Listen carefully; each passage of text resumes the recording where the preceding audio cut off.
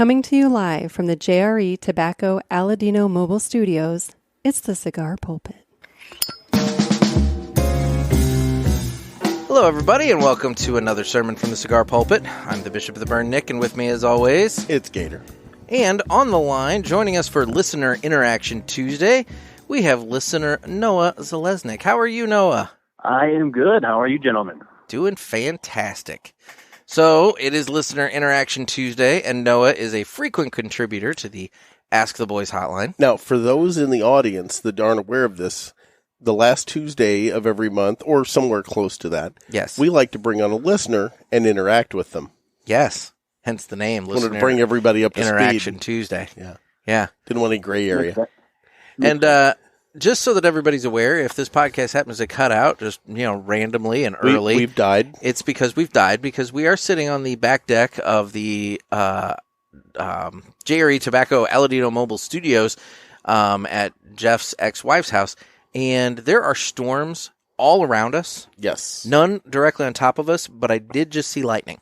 Yes. And so it's not the first time we've been hit by lightning doing this podcast either. Well, we were not hit by lightning. It popped over the headsets, and that was close enough for me. Well, yeah. We were at Weston Tobacco, and Corey's place did not have grounded outlets. And when it popped over the headsets, that's when I was like, I think we need to stop for a little while. We're good now. Yeah. We're good here. Anyway. Oh, you can hear the thunder roll. That was God trying to call in for Ask the Boys. So yeah.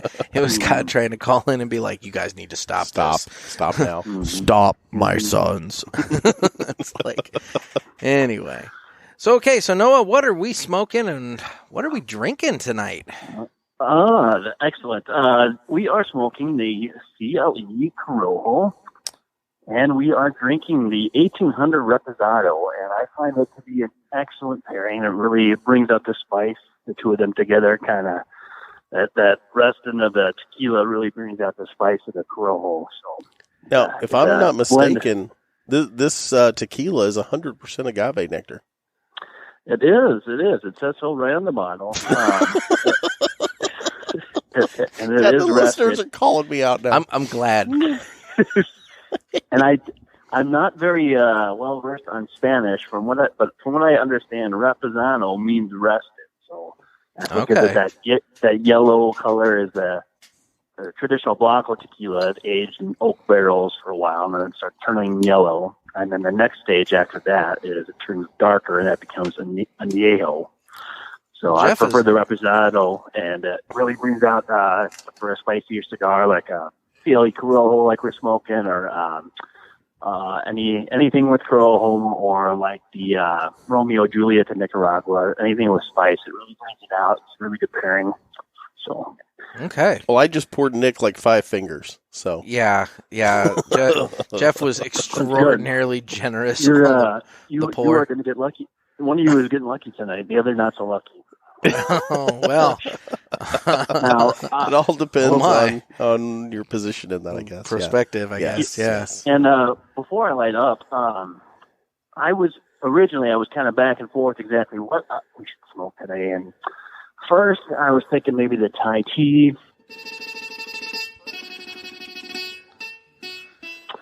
And then maybe the Ave Maria.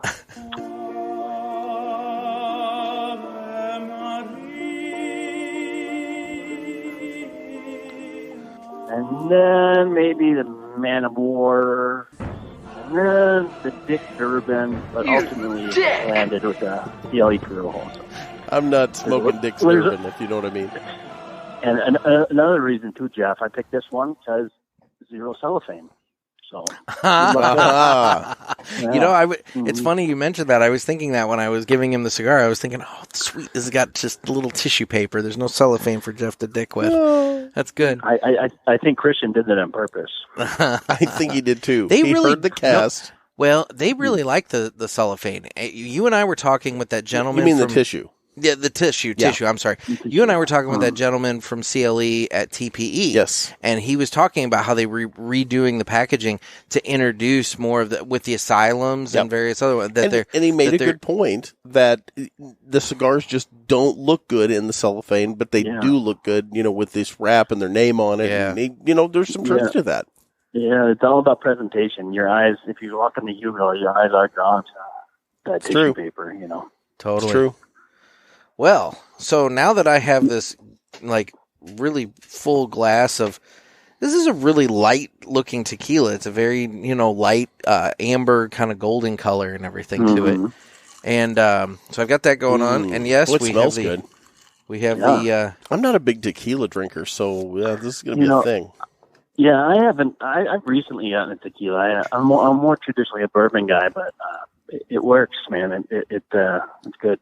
Okay. Well, just a little heads up here. Jeff and I are going to be smoking the 6x60 Toro of the CLE Corojo, featuring a Corojo wrapper and Honduran binder and filler. And I believe you're smoking what size there, Noah? I'm smoking the Robusto. Okay. It's okay. Not everybody can be smoking the big boys like that. I have smoked the 6x60, and it's it's the same. Gotcha. There you go. So it's time that we go ahead and cut the cigar, and the official cutting is brought to you by Riverman Cigar Company of Crestwood, Missouri. And our man Dan over there at Riverman, I spent a little time over there the other day, sitting with the guys in the lounge, having a cigar, and talking with Miss Cindy about some things. And, they've been doing some spring cleaning, kind of spring cleaning, kind of late spring, early summer, but, kind of getting stuff picked up, and, everybody's just, it's been a good vibe over there lately, it's looking fresh and getting some stuff out of the humidor, and, they've been selling some really good cigars. They've got that exclusive torpedo size of the Aladito Corojo Reserva, and a couple other exclusive cigars. They still have some of those CRA cigar packs, if anybody's interested in those. I've got to get over and get one of those. I would say you got to get one. I mean, for $170 and those 10 cigars, that's... Look, I get that $170 is a decent outlay up front, but when you actually look at the 10 cigars you're getting in that pack, it's a hell of a deal. And some are specifically exclusive to that pack. Precisely. So you're not going to get them otherwise. That Padron that I smoked, I mean, you're not getting it otherwise. And so Dan's got that over there, and you could have it in your hot little hands by visiting Riverman Cigar Company in Crestwood, Missouri, or by giving Dan a call, because he does do mail order, and so he can get those cigars sent to you the next day. Just look him up on the Googles. And you can give him a call. So that's Dan Ponder over there at Riverman Cigar Company, and with that, it's time that we go ahead and cut the cigar. Hold on, I got to get my tissue paper off. Not that Jeff knows anything about tissue paper. No. Save this for later. I like to repurpose. All right. Hold on. It's Dear God, it's that little sticker. It's that seal. I can't get it to come loose. Really? You thought you were going to get me, Noah. Oh. Touché. Got it. I don't know if that was more obnoxious than the cellophane or not. Because that shouldn't have been like that. You wouldn't have thought, but that's the problem. But yet there it was. Oh my! So Noah, where are you from?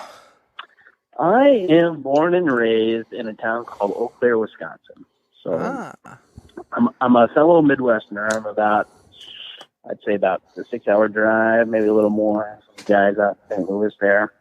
Okay, you guys. I mean, when I think Wisconsin, I think cheese. Yeah, that's what everybody thinks. Cheese and football. Yeah. Oh, that's true. So how far are you from Green Bay? I'm quite a ways from Green Bay. I'm actually closer where Eau Claire is. It's actually closer to like Minneapolis. Okay. So we're West Central. So it's about a 2-hour drive to the Twin Cities in Minneapolis, and probably about a 5-hour drive to Green Bay. Oh, wow. I was up at the Twin Cities, 2 years ago? And actually went to a shop there. Oh, and I called it the wrong name. Yuli's. It was Milwaukee. Is that Milwaukee? Oh, then I'm way off. Oh, yeah, I was going to say Milwaukee's more closer to Chicago, Madison area. Chicago. Yeah. So, I was in Milwaukee. Yeah, my apologies. You were. I did tour the Harley Davidson factory, though, and I even have my mug from it right here. Oh, look at you. All right. Well, why don't we go ahead and do the cold draw here? Okay. So let's. Noah, are you team cold retro hail? To be totally honest with you, I had never heard of a cold retro until you introduced it, and I have tried it, and I don't really generally get anything other than when I get on the cold draw. So, okay then. Thanks for the support. Yeah. So, what are you guys getting? Oh, I get tea berry gum and persimmons. Yeah, bubble gum. I'm not lying. I get the cinnamon. I get the Winter Fresh, that tea berry gum. I get like a little bit of like almost raisiny sweetness with cinnamon. Yeah, isn't that something? Yeah, no. Bubble gum's the first thing that came to mind. Huh? There definitely has cinnamon sweetness to it. I guess. I'll tell you, Noah. Almost a dentine. The CLE Connecticut. I don't know if you've ever smoked any of those, but the CLE Connecticut, I've gotten it twice now off of that on the cold draw. The most intense graham cracker taste. Oh, ever. I think I have. Yeah, now you say that, I think I have smoked that. Yeah. Yeah. Okay, guys. Cold retro hail all around. Oh, God. And we're doing that. Yeah, dentine gum. And hey, it's the exact same thing that I got before. It's not always, though, and you know it. Noah may not understand, but you've had it. You've tasted it.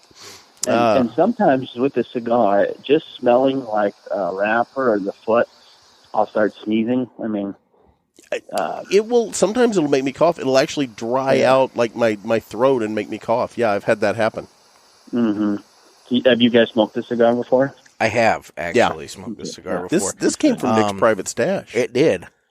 Yeah, I was going to say it's probably more in Nick's wheelhouse, but it's not too out there for you, Jeff. Okay. The retro hail gets a bit much, but I'll power through. Yeah, no, this is my third cigar of the day, so I'll work my way through it. And you got tequila, so you're golden. Tequila make my clothes come off. That's not something your poor neighbors. Well, neighbors, screw them. I'm the one sitting here on the deck with them. Well, I'm already down to my boxers. That's true, but you also eat vegetables made with his balls. So, well, at least rubbed on them.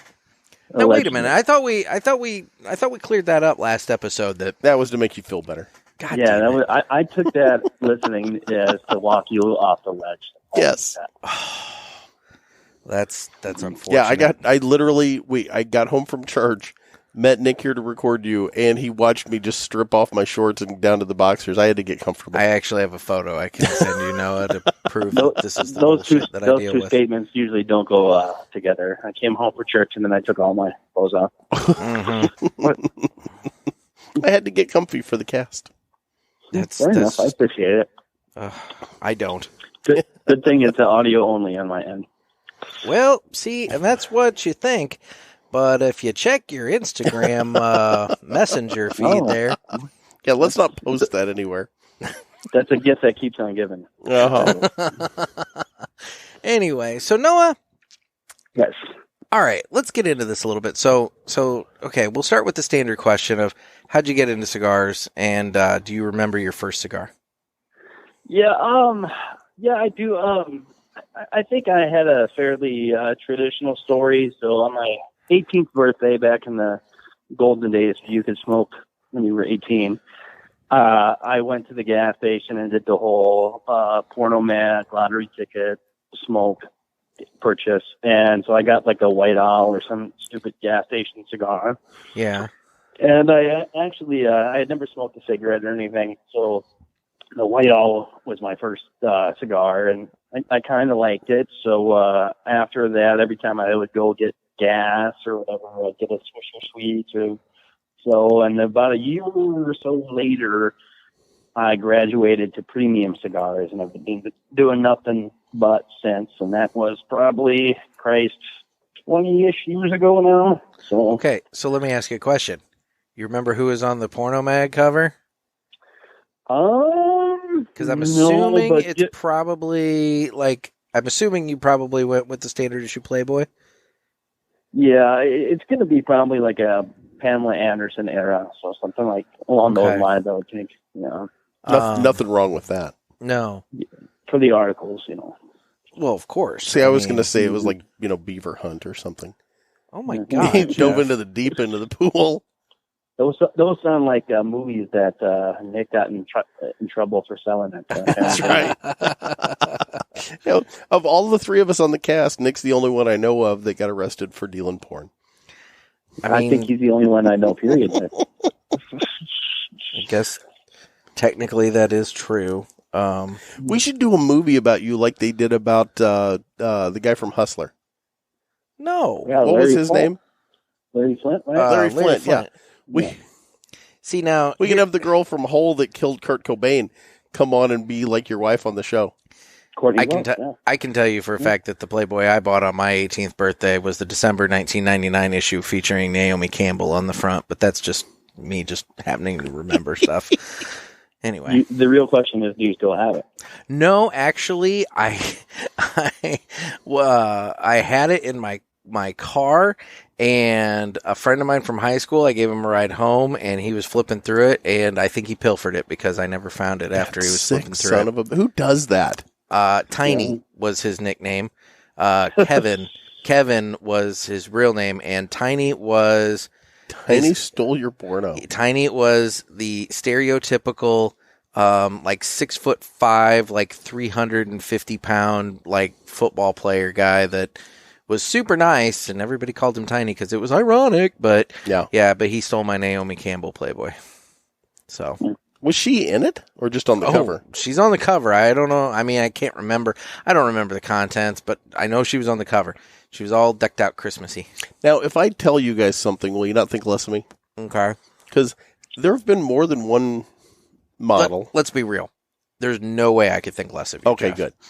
So there's been more than one model that's been in Playboy that when I saw them, I thought they looked better with their clothes on. I can name 3 just off the top of my head. Well, that's just rude. Should I say them or not? No. That's just rude. One used to flip letters. Well, I guess she still does. Oh. Are we talking girls or guys? Pat Sajak looks pretty good in that suit, but man, when you get him naked, he's got those weird inverted nipples. I told you that in confidence. Anyway, so the White Owl. So that was your first one there. That's Hey, I'll still pick up a White Owl and smoke it now and then. You were probably interested in some of the Larry the Mute segment, reviews there for a little while. Yeah. I miss him. Yeah. I miss him as well. No, you don't. No, you don't. It was my idea, and I immediately hated it from the get-go. And that's why I kept it going for like a year, because it was just like too good to let go. But it was so mean to him to make him drive all the way here to do that. You were the one being mean, anyway. You guys were just saying you're low in segments now, so maybe you need to bring that back. So maybe you know what, Larry, you need to be replaced by somebody. I'm not going to lie, because we're coming up on our 200th episode. Yeah, we should probably invite him back to do his top 3, gas station cigars that he smoked that week. Here is he out of Mexico? Have they released him? Well, the chicken's back because we've seen the chicken a couple of places. Yeah, so I know he is running. With his BF posse. is back, but yeah, it's got like a whole what is our chickens? Are they a gaggle? They're geese. I don't know. They're a gang. Is what they are. They're a straight up gang. Yeah. There's multiple chickens. BF broke bad on us. It's a thing. Yeah, you're the farmer. You should know that. I would think. I should know. I don't know. Yeah. Mm-hmm. We always had them in the coop. Are they a flock? I don't know if it's a flock of chickens. I should know this. I am a farm boy. Yeah, that's what I just said. It's definitely a flock of seagulls. I know that much. Yes. Oh, I loved their music back in the day, and the hairstyle. I wish I could do the hairstyle. You can. I don't know. The headset won't fit. Oh, God. So what's everybody getting? Are we lit yet? Are we lighting yet? Yes, lit. We are lit. Yes. Okay. Well, that actually worked out good because I'm smoking a shorter one. So okay, that's true. Yeah, I'm not super far into this thing, but it's a slow smoke. That's the one thing I'll say about the CLE cigars, and I don't mean this in any sort of like derogatory way.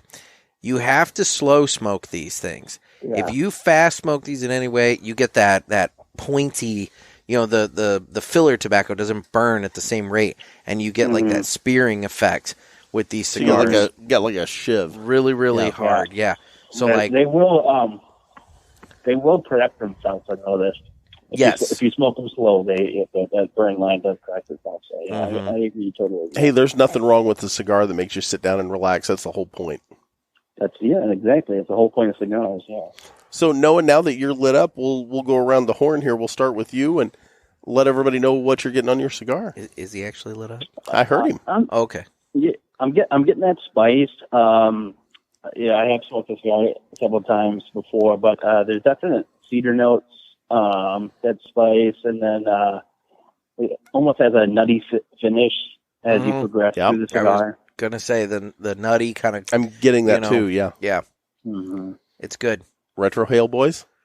Oh, you ready? You better put your seatbelt on, gentlemen. I was gonna say, here we go. Nick's the one that's gonna pass out. All right, let's go. 1, 2, 3. Okay. It wasn't bad. No. That actually wasn't too bad. I got a little bit of spice on it. There was some spice to it, but it does get legs as it progresses. But okay, then. Yeah, I almost get like red pepper flakes, like from a pizzeria or whatever. Yeah. I can see that. Okay. Well, I think it's time to have a nice sip of our cool beverage. We put our tequila on ice. That's the only way to drink listen to that. All right, then. Well, I'll say this. Right off the bat, I smelled the glass, and I don't get that initial, like, alcohol-y tequila kind of, like, aroma really to it or anything. Really so that's smooth. nice. Yeah, very smooth. It just brings up the spice. Ooh. Yep, it does. It does. Mm-hmm. Yeah. I'm going to make you an alcoholic yet, Nick. We don't need to encourage that, but... Yeah, that's good. I'm actually smoking mine now. Oh, yeah. Look at Jeff. He's smoking his drink there. Mm-hmm. So, Noah, in terms of cigar smoking now, like I said, we're kind of getting the standard issue operating questions out of the way here. So, what are your go-tos for regular smoking? What cigars do you tend to like? What's your palate? That kind of thing. So my palate is definitely on the medium to full end of things. I have a real wide range, but like if I was to say go-tos, I'm a big Padron fan. You can't go wrong with Padron. Mm-hmm. Roma Craft I like a lot. Anything just spicy, full body pairs well with coffee. I mean, I smoked the whole gambit. Don Pepin Garcia, the original, I like a lot too. A lot of my father stuff I smoked, but yeah, I'll try it out. I like what Nick Miller does with Foundation, a lot of his blends. Yeah, but I know I think the Firecrackers through Two Guys go on sale. Well, they would have. This comes out on Tuesday, so they would have gone on sale the day before on Monday. So I just listened to their podcast where they were selling it, and it made me want to go through my humidor and break out some Wiseman Maduros. So I think I'll have to do that this week. I'm tempted on those Firecrackers, but I don't know. They sell it fast. Am I wrong here? You might have one. No, I don't have one of those. You don't? Okay. No. It's a different firecracker that I have, Jeff. We'll cut that then. Yeah, so I thought that was the firecracker you had. No. I mean, I have a firecracker. I just don't have that. You don't have that one. Yeah. I thought maybe you got slipped I do still early have, edition at no TPE. No. I do still have the bulk of my box of Perdomo firecrackers from last year. Oh, yeah. Those were good. So, I've been sitting on those, but yeah. If I'm not mistaken, we actually smoked that with Nick. We did. Perdomo on the show. Yeah. We did. That sounds familiar. Yeah, I think. I think so. So, okay. So then that leads us to this question. So then, how did you end up listening to us? So I have an iPhone, and on your iPhone comes with this podcast tab. So years ago, this is quite a number of years ago, I started looking through my interests and see if there's podcasts about it, and so I can clean the house and whatnot, listen to a podcast. And at the time, as far as cigars go, it was basically just the Cigar Authority. Okay. So I listened to that. I liked that. And a couple years after that, I was like, well, I think I need some additional podcasts because I have, I need some more filler time. So I searched cigars again, and then shows like you guys popped up, The Good Cigar with Al and Melissa, Cigar Talk. So started listening to all those, and I kind of like the banter between you two. It reminds me of the type of conversations you'd have in a lounge. So I've been, I think I've just about been there from the beginning, really, to be honest. I know you've been around for a while, yeah. Mm-hmm. So. Well, and that's one of the compliments or criticisms, depending on who you are, is that we do kind of give off that banter like we're just sitting in the lounge, kind of, just BSing with each other and having a good time. And there's a lot of truth to that because we technically are just doing that, except we're mic'd up. Exactly. Mm-hmm. So we hope that's what the listeners it's your competitive advantage. Well, we try.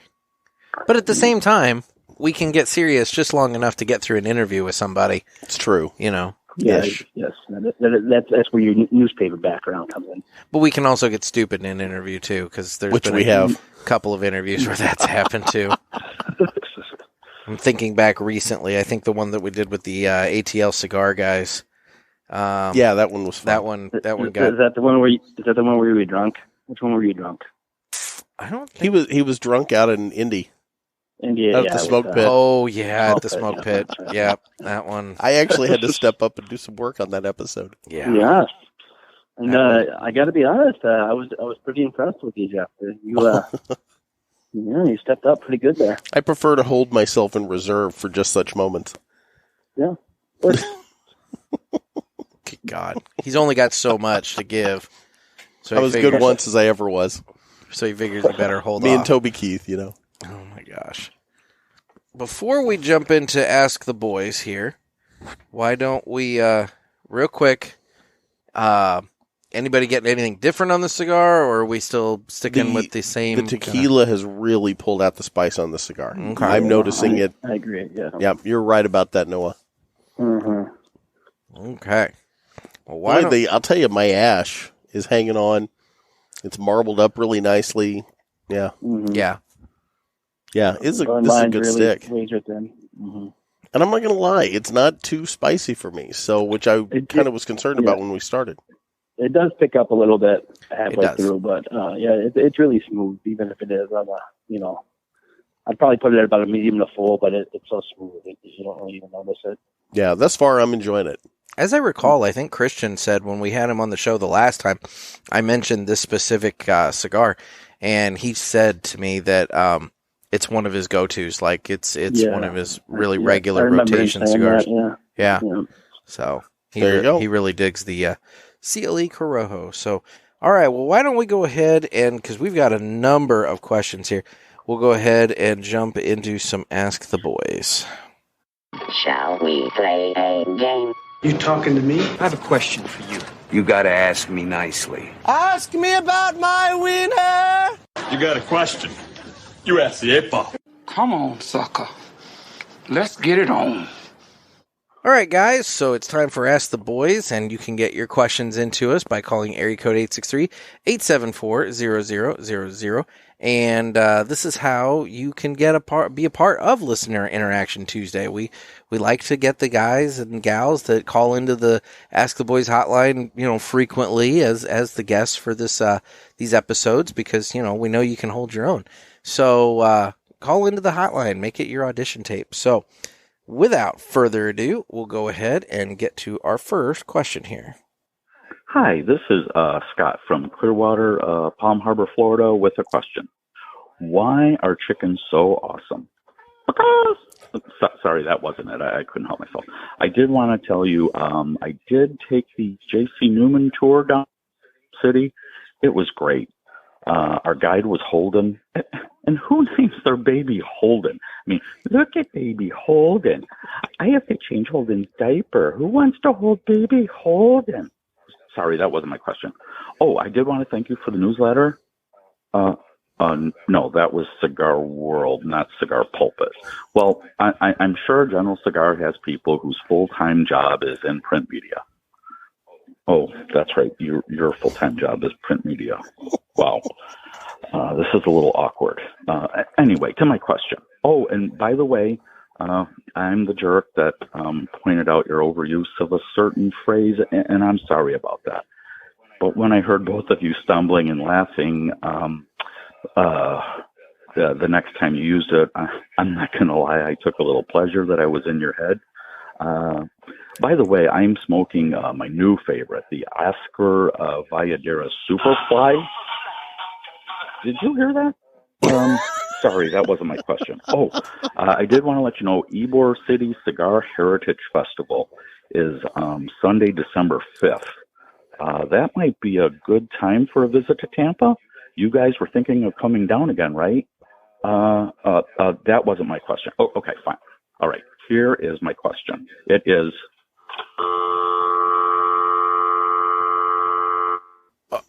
Okay, there's a lot going on there. But the first thing I want to address is that I would like to interject. I'm glad we're not the only one drinking. That's true. That Scott there has had plenty. But I would like to point out, Jeff, he just did to you and me and all the listeners what you do on a regular basis. Which is you will end a phone call by saying, hey, by the way, I forgot to tell you. And then you hang up. I love that. And he just did I don't think, have we ever talked about that on the show? No, but he just did it to us. Because I do it all the time. And it was hilarious. And as for the other main point in Scott's call there were a lot of points in his call there, but he hit a lot of buttons. He did. The Cigar Heritage Festival, December 5th down at Ybor. Now we're talking. That's tempting. It is really tempting. That's super, super tempting. Yeah. It is in my bucket list. I do have to make it down there. Oh, dude, you do have to make it down there. It's incredible. I mean, just cigars everywhere. It's just yeah. It's perfect. But it is cigar mecca. Oh. Maybe we can bring Dick Durbin down. Dick. There we go. Maybe he's not willing to come to Honduras with us, but I bet Mark Rubio would meet us there. I bet he would. I bet he would. You know, speaking of Senator Durbin, this is a good time to go ahead and jump in and get our episodes update on Dick Watch. Jeff, do you have an update on Dick Watch? Still no call. Okay. All right. Yep, that's where we're at. Nick, now that Jeff is drinking tequila, do you have any updates on Dick Watch? I am doing everything I can to not look in that general direction because he is in his boxers, so Lord knows. The only thing saving you right now is the placemat on the table. Oh, dear. Here. Wait till we have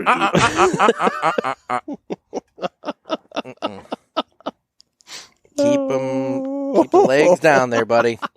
Keep the legs down. Oh, my God. All right. That was fun. Moving on to... That was a great call. That was a good call. I liked that call. Yeah, I liked that. So moving on to the next... Didn't really give us much to talk about, but it was a great call. Moving on to the next call here. Hey, guys. This is Sean. First-time caller. Been listening for a few months now. Don't really know why, but, whatever. Anyways, my question is, how much is the most you've ever overpaid for a cigar? So... Saturday night, we were at the local casino, at the lounge, because I'm in Washington State. So there's not very many options to smoke inside. So we're at the casino, and I was like, you know what? Let's have a 1926 Patron. Not an Anniversario, just a regular 1926 natural. So the wife and I smoked one each. We were done. After the check, $70 a piece. That's a little bit high as far as I'm concerned. Talk to you guys later. Bye. Wow. Yeah, $70 a piece is definitely on the high side. I don't know. I have a story that's similar to that, but I'll go last. So, Noah, do you have what's the most you've ever overpaid for a cigar? Well, I don't want to badmouth anybody on here, but I definitely find that there are a lot of cigars out there that are definitely overpriced to begin with. But as far as overpaying, I think my story is similar to you, Nick, about getting cigars in Vegas. Just the markup there is just so high that And it's, I don't want to say it ruins the experience, but it definitely doesn't add to it. But, it's one of those things you got to do, So it's same with the drinks, same with everything. So, yeah, a similar thing. I'm trying to remember what I smoked. I think it was statistically probably a Padron as well. And, yeah, you're definitely paying about double what you can get normally. So totally. I mean, checks out. Yeah. I'll admit to you guys, when I walk into a cigar lounge and they hand you the menu of cigars and there are no prices, I know that I'm in trouble. Mm-hmm. Yeah, that's just like with food. Yeah, I'm a cheap smoker. Let's be honest. Well, no, we know, but that's not what I hear though. I hear Alec and Brandy turn you to a higher end. I'm not gonna lie. That's fine and rare. He hasn't been by there to buy any yet. No, though. I haven't. I need to though before they're gone. But those fine and rares, man, that was the best cigar I may have ever smoked. I was really proud of that cigar. That was good. It was a good time. You're spoiling your palate. Yeah, that's what. And what made it better is I was getting to sit there and smoke with Nick and with Dan over at Riverman. Mm-hmm. It's all about experience. Who you're with. Experience is a big part of the overall smoke, I think. My big gripe. It was surprisingly nice of you, Jeff. Well, it was from the heart. My big gripe. It's the tequila. Uh-huh. Yes. My big gripe was when we were in Vegas for TPE and we went to the lounge that will remain nameless. I think it was Monte Cristo. Yeah. Yeah. I was going to let it remain nameless. Yeah, whatever. Nick had a little something stuck in his throat there, apparently. And it wasn't the cigars that bothered me. Because I knew I was going to pay for cigars. Let me tell you, we did overpay for cigars. It was the little tray of chips. Yeah. For $8 or whatever it was. And it was the fact that we were there that week before the CDC came down with their guidelines about, people that are vaccinated being indoors and whatever else. But in order to have our masks off, we had to buy a basket of chips to have on the table and a drink. And the bottles of iced tea, the bottles of Pure Life iced tea that you can buy in the gas station for $1 were $6 a piece. And the basket of potato chips, which are basically the kettle chips like Crunchers or something like that, that little basket that was no bigger than a cereal bowl was $9. Yeah. And you definitely overpaid for iced tea. But it was a way to keep our masks off, and I was happy about that. So I guess it's all in, But see, to Noah's point, it's Las Vegas. It's Vegas, baby. Because my biggest overpay was, and I'll just go ahead and say it was at the Davidoff of Geneva bar there on the Strip, and I saw that one Davidoff cigar that had Las Vegas on the band, and for whatever reason, I had a momentary lapse of judgment. When in Rome, man. And I said, this might be their house blend. I'm going to try this. And it was like smoking air. It was really, really light, and I just, it was not for my palate. I'm sure it was a wonderful cigar, but it was probably would have liked it. It was not for my palate. And when I got the bill, that was a $50 cigar. And I was just like, this was not worth anywhere near $50, but But it was the experience. You were at the Davidoff of Geneva bar in Vegas. Mm-hmm. You're paying for the experience, not necessarily the cigar at those places. Exactly.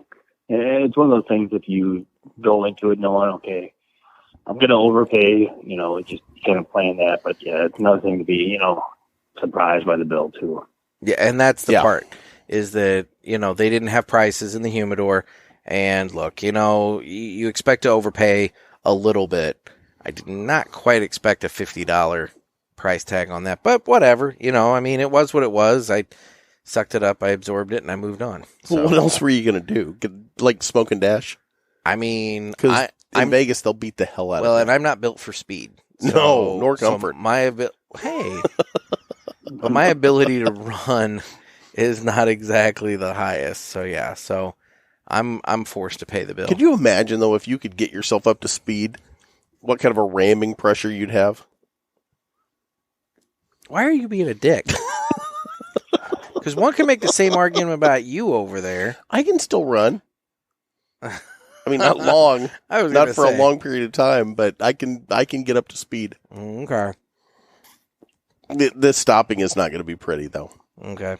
It's going to result in a fall and probably an ambulance ride. All right. Well, hey, why don't we go ahead and get to the next call here on the Ask the Boys hotline. Jerry Polaski here. Audition or apply, as it were. Now, I don't have qualifications, but I have seen the movie The Intern about a dozen times. I'm more than qualified to handle all the arrangements and stuff you have old Jerry Polaski go do. I know you were asking for a millennial, and I am certainly not of that age, but I do often go to the mall and interact with millennials and try to get on their TikTok platform, which I have been forcefully removed from. But I would be more than willing to help any way I could. And, well, I may not have many merits. I would die for you. So I hope I can get the job. So my parole officer will leave me the hell alone. Leaving me the hell alone. If my cousin contacts you again, just tell him to get out of town, pal. Little family feud there going on. I was going to say. That is a good caller. He is a good. You know, he calls almost as frequently as you do. Yeah, it's weird. We almost have a similar cadence in our speech. Yeah, I assumed that you probably were maybe from a similar geographic region. You know. Yeah. Well, there has been a gentleman living in my crawl space, and I could probably should I call him out here? I don't know if I should. Wait, are you saying Jerry Polaski lives in your crawl space? Well, I'm saying there is an older mustached man who hangs out there and then occasionally comes down and takes my phone. So it could be. I've never actually gotten his name. You know what? Why don't let's put him on. Why don't you bang on the floorboard and see if he comes out? Okay, hold on. I'll call him here. Hey, you! Could you come down here? Hey, Jerry Polaski here. Oh, Mr. Polaski. Mr. Polaski. Hey, what can I do you for, gentlemen? I want to know why you got banned from TikTok. Well, they did not like my lumps, my sexy lady lumps, as it turned out.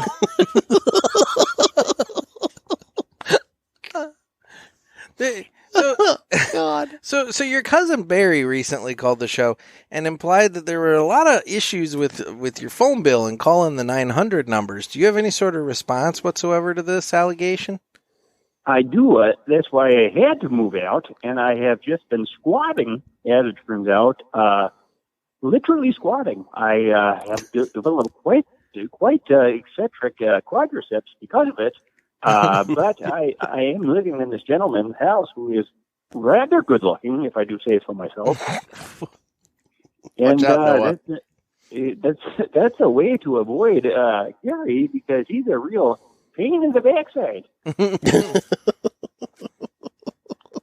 All right. Well, when Barry potentially listens to this, he's going to know what house you're squatting in. So you may want to think about, we may not want to give out the address. I'm just saying, you know. I am on the run.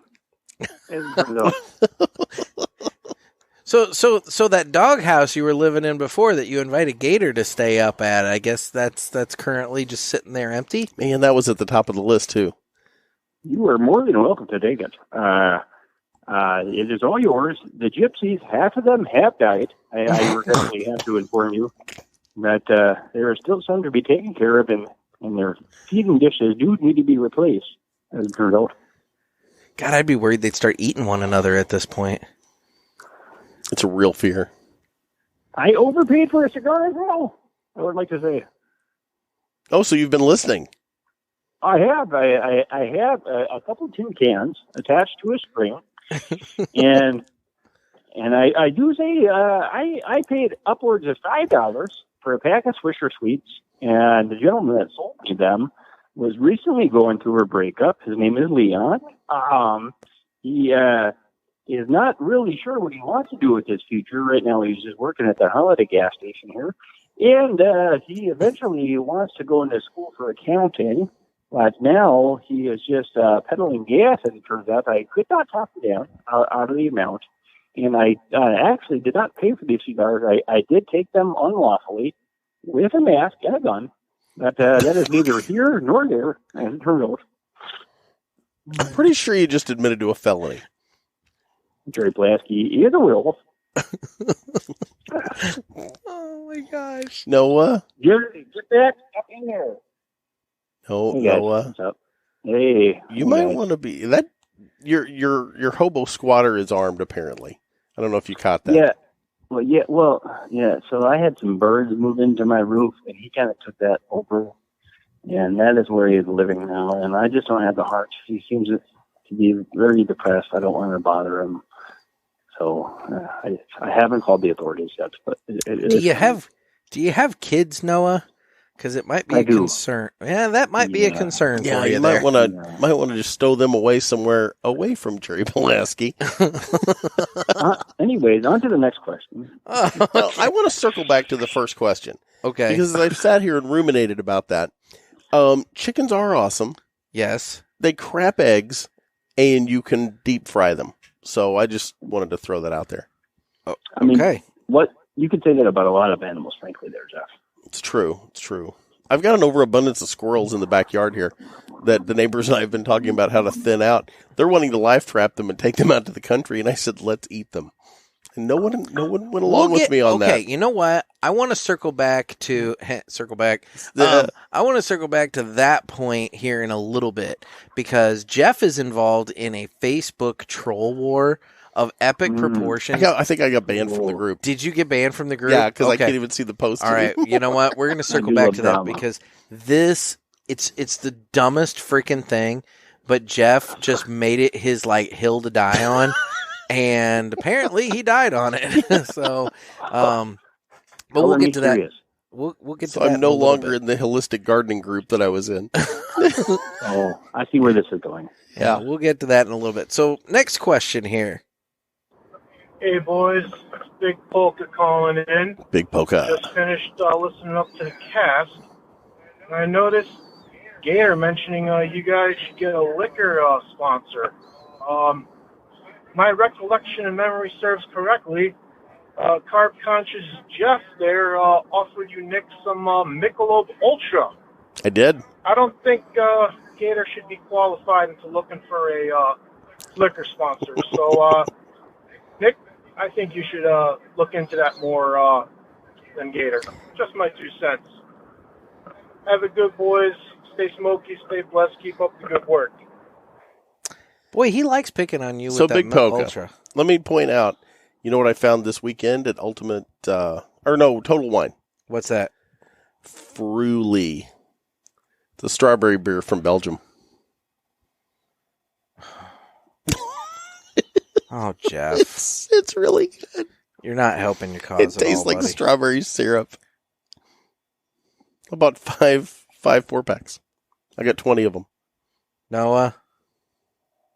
I don't have anything to interject here. I was gonna say, I'm like, Fruly. Yeah, Fruly. Strawberry beer. Belgium. From Belgium. From Belgium. Yeah. It's really good. I go to Total Wine and I buy a bottle of this tequila. You go to Total Wine and find strawberry beer from Belgium. Yeah, it's true. It's true. Okay. All right. Well, I think I agree with Big Polka. I think if there's going to be any sort of liquor sponsoring going on, I think I'm going to have to handle that. And I'm not good for that because I'm not. No, I'm not you don't much know what of a you're drinker doing either. Yeah. So, you know, but maybe we could get some fucking good liquor. Oh, see, there we go. Maybe over there at My Monthly, he needs to start coming up with some fucking good whiskey or something like that, you know?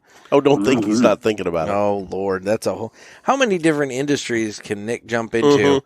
You know, one of them is pretty highly regulated. The other one probably also regulated, but in different ways. Yep. But yeah. I saw he was posting fucking good prostitution. That was appropriate. That's a bridge too far. He did choose that. He did. He did choose that. He did. So, all right. So, next question here. Hey guys, it's Chris, aka Motorious FAT on Instagram. Hey, my question is about how you guys got into your current professions. I know that you did something beforehand. Jeff was in the Air Force, and Nick, I think you mentioned you were in local government before you got in the newspaper business. But how did you guys decide that's what you wanted to do? I'm coming up on my 20 years, getting ready to retire from the Army in the next 2.5 years, and I really don't know what I want to do when I grow up. So looking for any advice, and maybe some of the other listeners can call in and talk about how they moved on into another career field. Thanks, and stay smoky. Let me jump in there. So let me just say, I was in the Air Force for a hot minute, and I want to thank you. 20 years is a huge goal, and we really do appreciate your service, man. Mm-hmm. We really, really do. Definitely. I got into radio when I was in high school, and then moved over to newspapers when I was 18 years old. And other than a few times when I tried to get out of the business and find something else to do, I've pretty much been doing it ever since. So I have my degree in journalism from college. I worked at a couple of small newspapers and everything before I got the job doing press and communications for the Illinois House here in Illinois. Yeah. And I did that for 6 years and then was a budget cut. And it kind of all just was one of those weird little instances where I was laid off in 2014 and had to, find work. The job force, or the workforce, I should say, it wasn't what it has been. It wasn't at its peak, and so it was hard for me to find a gig, and ended up having to create my own newspaper in order to have a job, basically. Yeah. And and you've done a heck of a job at it. It's worked out, it's worked out, but you created something out of nothing, and you should really be proud of that. And I know it's a struggle, and what we do is a struggle, and nobody respects what we do. It's the age of fake news, what everybody throws in your face the minute they don't like what you report. Yeah. But just because you call it fake news doesn't mean it is, folks. But I'll say this about Chris. He's coming out of a 20-year career in, I think he said the Army. I'd love to delve in deeper there and find out what his MOS was and, what his background is. Yeah, well, I mean, he's getting out of that, and, he's looking at the prospect of finding a, real job, or not a real job, but you know what I mean, a non-military based job. Yeah. And,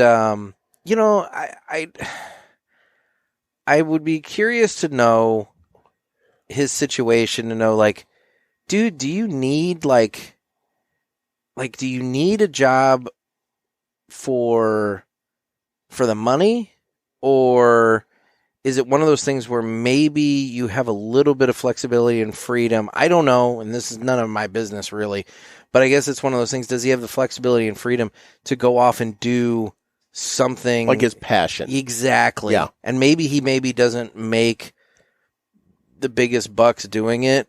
I mean, obviously he'll make something, but can he maybe get a job at a cigar store, and have that be his job? Or does he need the salary? Yeah. Where do the passions lie? Yeah. Where do the needs versus the passions, fall? I guess that would be the interesting. Noah, what do you do? I am a full-time CNA at a memory care facility. I would like to say that it is, I kind of took a step back that somebody actually called in with a serious question and actual career advice, which is not normal. But I would like to thank Chris for his service. And if you're able to, work in your passion, that would be ideal. But sometimes, the field chooses you more so than you choose the field, and it just happens that way. But they say man plans and God laughs. You can't really predict life. Amen to that. Yeah, that's for damn sure. Yep. I don't know. Chris, wish you well in your job hunt, man. And, if anybody else has any interesting stories of how they kind of chose their careers or how they settled into the thing, call the hotline. We'll play them and everything. But yeah, I mean, by and large, Chris, you just got to sit down and figure out what revs your engine, man. And, figure out a way to do that. Cause depending on when he got in, he could be retiring at 38. Yeah. So that's exactly it. I mean, he may have a lot of he may have a whole life ahead of him. Yeah. Of him. Yeah. And, I don't know. That's an interesting point. But yeah. Congratulations on getting the 20 in, man. That's outstanding. So, all right. So next call here. Yo, this is Teddy, a.k.a. the Smoking Gorilla on IG. Teddy. Love the show. Just now listening to it. Well, just now listening for the first time, and I'm just now making my first phone call to you guys. I guess. I don't know. Either way, I got a scenario. The scenario is, what if you could pee nacho cheese? What would you do with that talent? Would you share it with the world, or would you hide in disgust and shame and never tell anybody about your power of peeing nacho cheese? And if you could pee nacho cheese, would you open a restaurant? I'd love to hear y'all answers on that crazy question. Y'all make sure you have a blessed and smoky day. Peace. Okay, so that's not Teddy's first call. I just want to point that out because we know Teddy well. Yeah, but we love Teddy. Teddy, I don't know if you're Noah. I don't know if you're on Facebook, and I don't know if you follow Teddy on Facebook or not. But I follow. I don't do the Facebook, but okay. I do the Instagram, and yes, I do follow Teddy. And Teddy had a very interesting day. I think it was yesterday on Facebook. Posted a lot of very interesting questions, and I don't know what Teddy's got going on in his life, but he said that he was on the gas. So I don't know if maybe he had like some sort of outpatient surgery, but needed to like go under with like the sleeping gas or something like that. Was he on Versed, Demerol, Percocet? What was he on? I need to know. I don't know. But anyway, he has some very interesting questions, and apparently he decided to call our hotline during that period of time because he's asking about, if you have the superpower to pee nacho cheese, would you keep that power secret or share it with the world? And would you open up a restaurant? What would you do? Would you want to eat your own nacho pee? Well, I mean, you don't have a problem with drinking your pee. I've never drank my own urine. You've talked about it on the cast before, how you can do it at least once. It's sanitary, blah, blah, blah. Yeah, if I'm dying in the desert and I'm pissing in a snake skin. But no, I don't just walk around drinking my own urine. I'm not doing a urine therapy. Noah, what about you? You drink your own pee? I do not drink my own pee. I am an avid boxing fan, and they HBO did a series called 24/7 where they go into the training camps of different fighters before a big fight. And Floyd Mayweather was fighting a guy by the name of Juan Manuel Marquez from Mexico, and he drank his own piss, and he drank his own piss for this fight, and they showed him drinking his own piss, and it did not help him.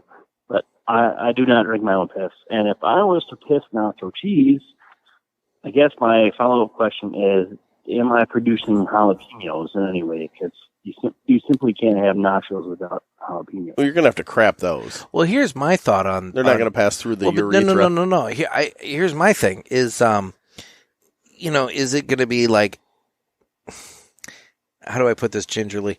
There are certain things you can impact the flavor of by depending upon your diet. So perhaps if you have a lot of pineapple. If you have a lot of pineapple, maybe it's, you know what I mean? And so, oh my God. And so maybe it's one of those things where if you're eating a lot of spicy food, maybe that nacho cheese just comes out a little spicier than normal. You know what would be really weird about it? Like if, you know how you have to get rid of that last little dribble? But if you don't get rid of that last little dribble and you're pissing nacho cheese, you're going to have that little crusty tip like you have on the canned cheese, the aerosol cheese. Oh. Yeah, you don't want that. No. No. Nobody wants cheese whiz dick. No. That was my mother's dying words. Nobody wants cheese whiz dick. Well, she was ahead of her time. So Teddy, I don't think and God rest her soul, by the way. I don't think I'd be too thrilled about having cheese whiz dick. And I do think the health department would shut you down if you tried to open up a restaurant where the general premise of it is that you were peeing all over everyone's nachos. My luck, mine would be blue cheese, and I'd have to be passing those big chunks. Yeah, and I would like to challenge. I would like to challenge the notion that this is a superpower. This sounds more like a super inconvenience. It's a curse. It's definitely a curse. You wet yourself, and you have to clean up with nachos. Yeah. All right, well, moving on to the next call here. This is this is the beauty of Ask the Boys. You go from career bites to pissing nacho cheese. Yeah, I was going to say, it's all over the place. Yeah. It's all over the place. So, all right, next question here. Hey, this is Teddy, a.k.a. the Smoking Gorilla, IG. So I'm sitting here at work drinking some fucking good coffee. And while I was drinking a fucking good coffee, Teddy knows. I thought about something. And here's my question. What if you could get great sex, not good sex, not mediocre sex, not just regular quickies. We're talking about great sex in a can. How much would you pay for it, and would you subscribe to it? And if you don't subscribe to it, well, there's always a subscription to fucking good coffee, and you can always get, it may not be great sex in a can, but it's fucking great coffee in a can. So anyway, enjoy that little plug.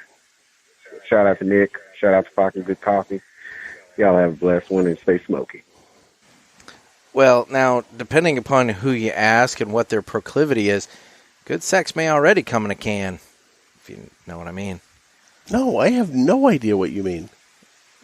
Like if you're into butt stuff, maybe you might be into the can. Oh my God, you're talking about the keister. Might come in a can.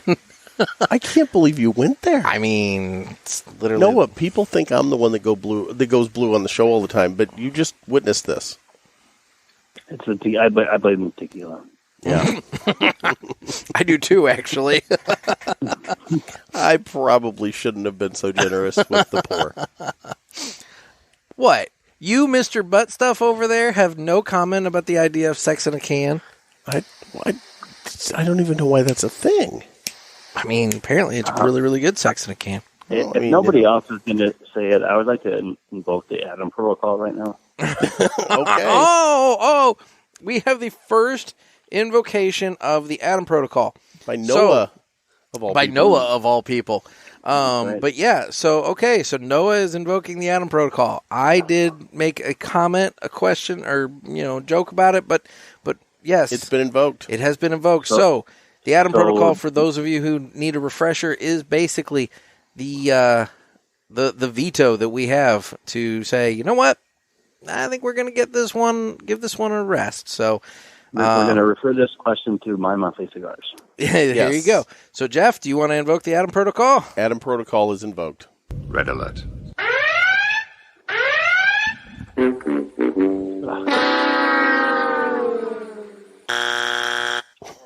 Okay, that was our first invocation. First invocation of the Adam Protocol. Thank you, Noah. I feel honored. Oh, God. All right, well, final question here on then. Ask the Boys. Hey, guys. It's Adam here. Long-time caller, first-time listener. It's going to be a little difficult for me because I've actually got a serious question. This is timely. Try to pare the tears back and ask you something that actually makes sense. So I'm getting ready to go to Cancun for a little vacation, and I'm in a predicament. Do I take my own cigars, or do I try to buy cigars in Mexico? Also, what's the best way to get a cutter and a lighter to Cancun with me? Let me know what you guys think, and hope you have a good week. Stay smoky, and we'll talk to you later. Okay, then. All right. That's an legitimate question. Legitimate, real question. Serendipitous. It is, and it is, considering you invoked the Adam protocol right before Adam called in with a question. And had no idea you were timing that out like that. I know. I'll take this question first, if gentlemen don't mind. Okay, feel free. Yeah. So I honeymooned in Cancun, or thereabouts. Well, we flew into Cancun. I can't remember the exact resort we stayed at, but it was near Cancun. And basically, you are getting bombarded with fake Cubans. That's basically a lot of the Wisconsin knows is you get bombarded with fake Cubans in the glass case and stuff. So, if you have the option, I would definitely pack your own, because you're going to get mostly overpriced stuff, especially at a resort, or you're going to get fake Cubans aggressively trying to be sold to you. As far as cutter and lighter, I've always had pretty good luck if I just bury them under my underwear, and they don't really tend to look for that. But I would definitely take a travel humidor and bring your own would be my advice. Well, I would concur with that. I would also agree, and I've never had a problem checking a cutter. Like if you put your cutter in your check bag, never had a problem with that. I'll admit I've never had a problem with a lighter either. However, some people have, some people haven't. Don't bring like a tabletop lighter. Bring like, if you have a little Vertigo Cyclone, you could do that. Ideally, truth be told, if you're flying that way, I mean, I know they're not as precise as a butane lighter, but man, matches are probably the easiest way to go for a lighting tool that you could pack and get away with. Or grab a Bic at the airport. And there's that too. Yeah. So now my other question, Noah, since you've been to Cancun, maybe you can answer this. So I assume there's some sort of customs check that you have to go through? It's to be honest with you, it's not very invasive going into Mexico. It's more leaving that you have more issues with. Okay. But yeah, like I said, if you stuff it deep enough and cover it with some dirty drawers, nobody's looking. So okay, so if he's bringing his own tobacco into Mexico, like with his own cigars, more than likely he's not going to have that much of a problem with that. It would probably just be bringing it from Mexico back to the States that he might have issue. Yeah, and like you said too, with the lighter, but if you drain it, it should be an issue. But I would definitely, if I was to do it over again, I would definitely work some of my own cigars. I would say too, if you are going to bring a lighter, make sure you bring a lighter you're willing to part with. Yes. Because that was something that Jeff and I dealt with when we were leaving Las Vegas from TPE. There was a company that included a couple of lighters in the gift packs. And we didn't know they were there. We didn't know they were in there. And so we had packed all the cigars that we got at the show into our carry-on bag, not our check bag. And so we're going through security, and Jeff gets stopped, and they had no problem with cigars. It was the two lighters, and now both of those lighters were empty of butane. But because the igniter, when you flip the button, produced a small spark, even though there was no butane to like whatever, it produced that small spark. That was just enough to get those lighters confiscated. Did not get to see them, but I was heartbroken when I saw him pull them out. Those were nice lighters. I was really, I didn't get to see it, so I don't know what I'm missing. But realistically, had we known, we'd have just thrown them in our check bag, and it would have been no big deal. I wonder how many other people that happened to. I would think at least some. Yeah, because they were in with the cigar pack, and I mean, it was really a nice gesture of the company to give them to us. We didn't know they were there, and we had to forfeit them. Yeah. Yeah, which begs the question, like, dumpster diving at the airport would probably be a pretty beneficial thing. Oh, I begged the TSA guy. I said, you've got to take these home. Don't throw these away. They said, we have to. And I said, please take them home. It's such a waste. But, yeah, they said they have to get rid of it. Boy, that does bring up a valid point. You're right. I would think dumpster diving could be really lucrative, but I also wonder how much security is surrounding said dumpster at an airport. That's a fair but point. I don't know. That's a fair point. I guess it's one of those things where maybe if you work at the airport, you have prime access to the dumpster. Yeah, go for it. I hope somebody took these because I hate the fact that they went into a landfill. Just heartbroken. Yeah. Well, okay, guys. Well, that's this week's Ask the Boys. And you can get your questions into us by calling the hotline at area code 863-874-0000. And this was good. This was a good group of questions. It was good variety. Yeah, all over the place. I mean, I was really happy with this group of questions. So, get your questions into us, and we can. And if you have suggestions for our buddy there, was it Chris? Chris from the Air Force, right? Army. I'm sorry, from the Army. He's from the Apologize, Chris. If you've got suggestions for him or thoughts for him, call and let us know those as well. Definitely. And, it'd be nice. I mean, and you know what? It'd be nice to learn about maybe what other people do for a living and how they kind of ended up there. I think that's also an interesting thing to learn. I know a colonel from the Air Force that's selling insurance now. I know another colonel from the Air Force that is down in Texas, and I think working for kind of a nonprofit down there. So, I don't know what rank and what pay scale that, he's retiring at, but, there are a lot of options for that second career field. Very cool. Well, that's this week's Ask the Boys.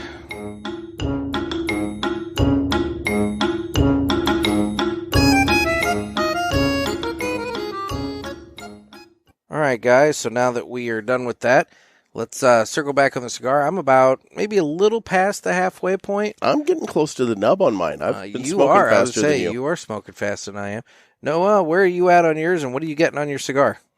I'm a little past the halfway point. I've been kind of purposely slowing it down a little bit. I'm getting a heavy feeder, nutty finish, and what I think we should do now is I think we should take a sip of tequila and try a retrohale.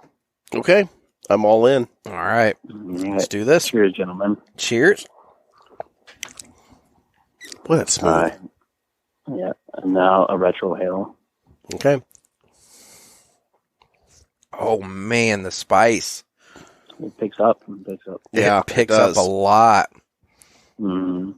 Oh, and it's a different kind of spice. It's not just the spice off the cigar.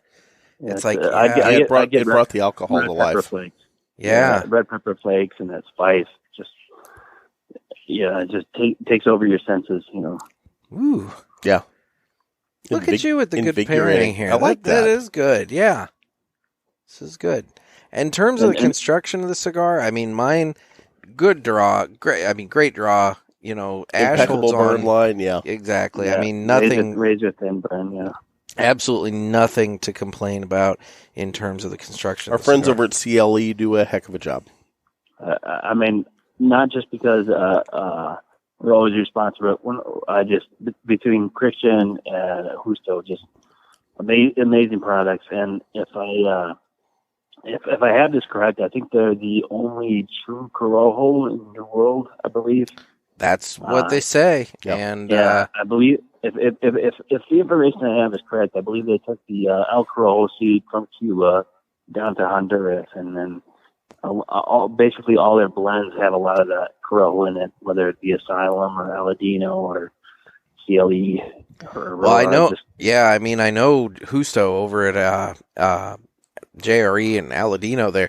Corojo is like their fingerprint, man. They put that thing in everything they do practically. Yeah. Mm-hmm. So and Asylum, I don't think I'd go as far as to call it a budget cigar, but it's definitely a very reasonably priced cigar. But I would say that it when you're looking at the sizes that they tend to produce the most, the bigger ring gauge sizes, you're right. I wouldn't call it budget, but I would call it a significantly affordable cigar at those sizes, know? Yeah, that Asylum 13, you're getting 2 hours out of that, and it has some Corojo spice. It's a great value. It's a really good, underrated cigar, I think. Good deal. So, how about we give away some cigars? Let's do it. It's time for the weekly giveaway. Martinez prize pack. And you can get in on this by signing up for the newsletter that, as listener Scott pointed out, he has not gotten from us because we've done one in a year and a half, 15 months. So it is what it is. But at least we're not blowing up your inbox. We are not. We are not blowing up your inbox. So all you got to do is reach out to us through cigarpulpit.com, sign up for the newsletter list, and you're on the list to win. And all you got to do, if you hear your name, is email me at nick@cigarpulpit.com and send me your mailing address, and I will be sure to get cigars to you as soon as I get a re-up of the prize packs. So, this week's winner is Jesus Gonzalez. Jesus Gonzalez. Nice job. Congratulations. So, okay. So, Jesus, just shoot me that email, and I'll get you those cigars as soon as I get a re-up from Martinez. There you go. Now, Nick, coming up this month, we're going to have, I believe, if I'm not mistaken, 5 Fridays in July. Mm-hmm. So are we starting with My Monthly Cigars the first week of the month, or do we know yet? Still up in the air, but I'm thinking that we will. Okay. And what is My Monthly Cigars? My Monthly Cigars is a premium cigar subscription. Oh, wait. It's Listener Interaction Tuesday. Oh. I think this is the part that Noah's supposed to do. There you go, Noah. Okay, the last BM I had was very loose and watery. So at this point, I would like to refer to Pinky, I think. Oh, he's calling an audible. He called an audible. Going to Pinky. All right. I listened to the show, gentlemen. What can I say? All right. Well, then we'll throw it to Pinky. This would normally be the time that I give some information about My Monthly Cigars, but I've hired that out this week, so take it away. My Monthly Cigars is a premium cigar subscription service. It comes in a variety of different size boxes at affordable prices. Use offer code PULPIT and get free shipping on your first box and 20% off any items in the online store at mymonthlycigars.com. That's offer code PULPIT. Thanks.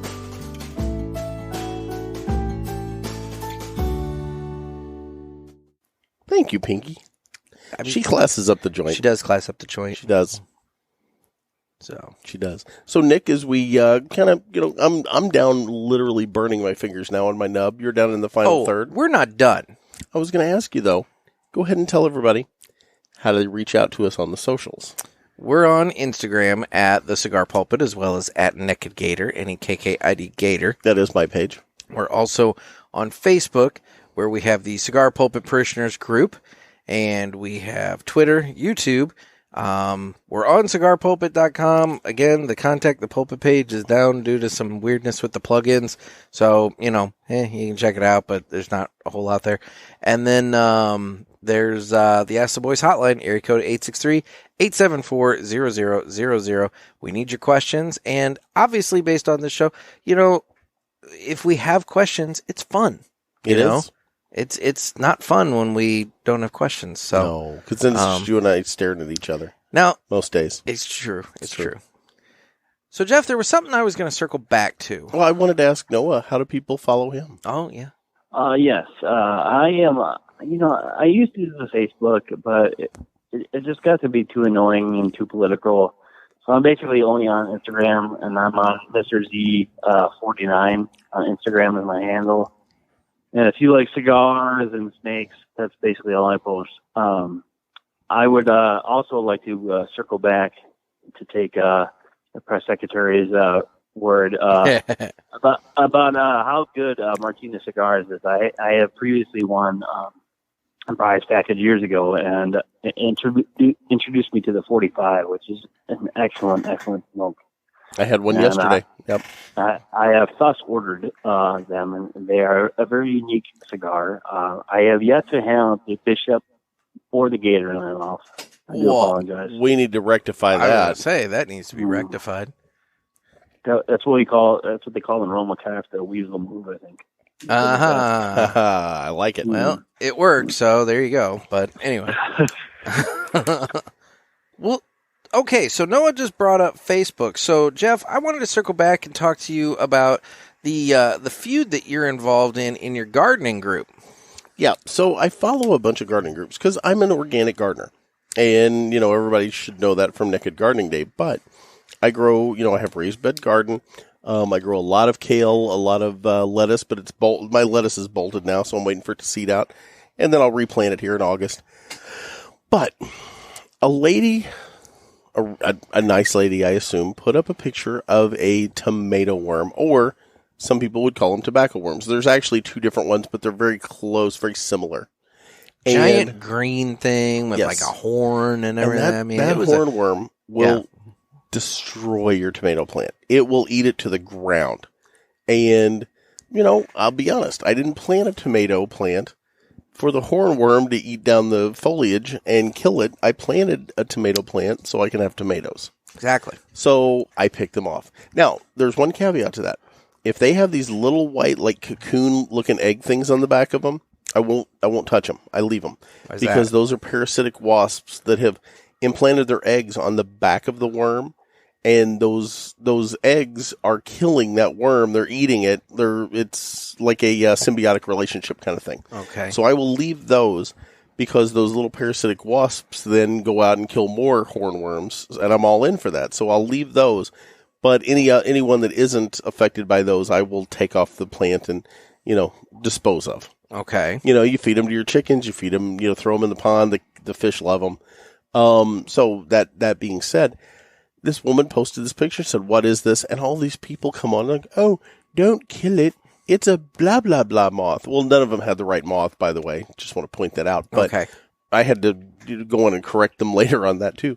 But I said, look, you've got to kill that worm. It's going to destroy your plant. And people came unhinged on me. How dare I destroy one of God's creatures? I'm sorry. If you have a brown recluse or a black widow in your house, you're going to kill that. Yep. And there's a reason you're going to kill it, because you're going to kill it before it kills you. And the same deal applies with this hornworm in the garden. And people just ripped into me. I sent Nick pictures of the chat. And all these people telling me that I'm the worst human being on the planet because I would kill a worm. And I finally pointed out, I'm like, guys, it's a worm. Mm-hmm. Calm the fuck down. And I think I've since been banned from the group because of saying that you should kill a hornworm. I think what actually probably caused you to be banned was when this one woman came at you and talked all about saving the planet. Now, she only put 200 and something miles on her electric car last year because she rides her bike and walks everywhere and all that. And then you countered back and said, why don't you go out to your electric car and count how many bugs are spattered? Show me a picture of your clean windshield. A clean windshield and clean front grill. And, tell me how many bugs got sacrificed during your 290-something miles. Hashtag save the splat. Yes. I think that was the moment of douchiness. Is that the over the line? I think that was the douchey over the line moment. Save the splat probably got you was banned. A perfect hashtag. So, yeah. My only advice is I think this group needs a naked gardening photo. Oh, see, if I wasn't banned from it, I might go do that. I like that, though. Yeah. That would have been over the line, I'm sure. I like that, though. But I'm all in for over the line, as everyone knows. A line. That's your style. A line has been crossed by Naked Gator, of all people. Oh, my God. But yeah, it was, the argument was one of the more ridiculous things I've ever seen in my life. Yeah. And of course I had to screenshot it and send it to me, you know. But yeah, it was pretty dumb. It was really pretty dumb. I mean, of all the things you could be banned from, I was thinking a lot more. I was thinking a lot more severe. I was thinking, you did something really inappropriate. But no, see, that's the thing, and that's what makes this amusing to me, is the fact that it wasn't something really wretched or something really bizarre. This was Jeff just getting in a troll fight in his organic gardening group and getting banned because he said to kill a worm. Well, it reminds me of OJ getting away with murder and then getting busted for stealing his memorabilia. Allegedly. Right? Exactly. Allegedly. Yeah. Slow speed chase and all. Exactly. No, it was one of those deals where I didn't tell the woman to go round up her garden. I didn't tell her to spray like paraquat or find some old 2,4-D laying in a shed somewhere and nuke everything. I said to I don't know what smash a any of worm. that. I know what Roundup is, but I don't know any of the others. Yeah, but okay, I'm a farm boy. Trust me. I've been around some 2,4-D in my life. I bet you have. Probably what's going to bring on the cancer at some point. 2,4-D, if you know what I mean. That shit's powerful. If anything's going to bring on the cancer, it's all the road fruit you eat. No, dude, the road I'm telling you right now. I swear to God, and I wish Kristen was still up, but she's in bed long ago. I actually stopped today and picked mulberries on the side of the road with Kristen and Addie in the car with me. Oh, and I'm sure they loved that. Oh, they were so mad. I drove up, I saw it, and I stopped and backed up to it. And she's like, "What are you doing?" I'm like, "There's a mulberry tree." And she's like, "Really?" So I backed up and I just picked mulberries off the tree out of the window of the car. God. It was down by the farm. Road fruit. Yeah. I'm all in, man. I'll pick asparagus out of a road ditch. I'm not proud. You can take a boy out of Pygmyville, but you can't take a Pygmyville out of a boy. Exactly. There's a lot of truth to that, brother. That's exactly a lot of truth to that. Oh my gosh. I don't know a good farm kid that's card carrying, an actual farm kid that hasn't eaten asparagus from a fence line at some point in his life. Just saying. Okay. Well, I'm not going to argue that. I've never done that. I mean, unless the asparagus that I got at like the restaurant or the grocery store happened to come from that's a ditch. But you never know. But I don't know. You have been in a car where someone stopped and ran into the woods and picked morels. Yes, I was indeed in a car with a relative who will remain nameless. And I was with my brother and my dad and this gentleman, and he was in control of the car, and we were driving, and he suddenly jammed on the brakes, stopped the car, got out, took the keys, and went running into the woods, leaving the three of us sitting there going, "What the hell's going on?" Stopped on the road, am I right? I do believe he pulled over. Okay. But, he ran into the woods, and I'm sitting there with my dad and my brother, and we're like, what is going on? And next thing, we know, he's coming back to the car, and he has some mushrooms with him that he ran in and found them and came running back out. Dude, you see a morel, you pick a morel. Just saying. I'm just saying. Yeah, if you've never had them, you don't know, but if you've had them, you get it. What he did. Yeah. But that moment stuck with me. That's that relative actually is no longer with us, God rest his soul, and but he I'll tell you what, he was an interesting character, but that moment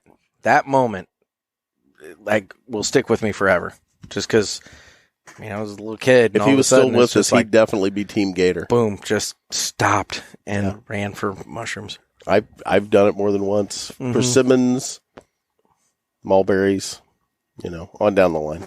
Okay. Yeah, I'm not proud. I'll pick fruit off the side of the road.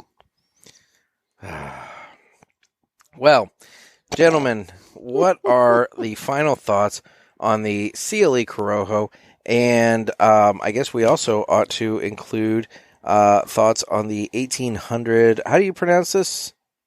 I am not Spanish speaking per se, but I believe it's Reposado. Okay. There's something close to that anyway. It's really good, and I'm feeling it. I was going to say, it is... It's smooth, much like the cigar. I find it very smooth and very spicy. Mm-hmm. I just finished mine. Oh, my. It is indeed smooth I'm glad and I'm not spicy. driving. And, thanks, Dick. And as you pour me this giant glass... Well, I see you've actually gone... You were smart. You've gone light on it. I've gone a little light because, I do have driving, and you poured me way too much. But so you're going to make a margarita with like the Blanco, but the Reposado is definitely for sipping. It almost seems like it was meant for cigars too. I'm not going to lie. I'd probably use this in a margarita. This and maybe some Grand Marnier and make a real top shelf margarita. I mean, you could, but this is meant for sipping, Mr. Jeff. And see, okay, Noah, you back me up on this. There are some times that, you can use top shelf liquor in cocktails. And I would consider in this case what we're talking about with the margarita, kind of a cocktail, given the fact that you're talking about it's a mixed drink. Yeah. You're mixing, the tequila and the Grand Marnier and whatever else. But like, does it really matter that much if you go super top shelf if you're mixing it? I mean, let's be real. If you're doing like a whiskey and Coke, does it really matter if you're going super high end whiskey or can it be like basic whiskey? Yeah, I generally don't think so. Like the more top shelf stuff, whether it be a bourbon or a tequila or whatnot, the more top shelf stuff, you want to get the full taste. Much like cigars, they put a lot of time into aging, and it's meant to be sipped and stuff. The shittier stuff is meant to be mixed with other stuff, so you don't taste it. I'm gonna differ with you guys on this because, and I'm not gonna lie, I'm feeling this, so I'm a little slow, but I've drank a lot of this. What else is new? Yeah, I've drank a lot of this. Okay, but yeah, one of the things. When you drink that like cheap tequila, it gives me heartburn. This I don't think this will. This is good stuff. Yeah. So I'm impressed with this. Yeah, there's a lot of parallels between liquor, even more so wine with cigars. Like I often talk to people who aren't cigar smokers who try to compare it to cigarettes and whatnot, and I say a more apt comparison really is to wine. I actually just had that exact conversation with somebody just today. But okay. Yeah, wine is more comparable to cigars than cigarettes, in my opinion.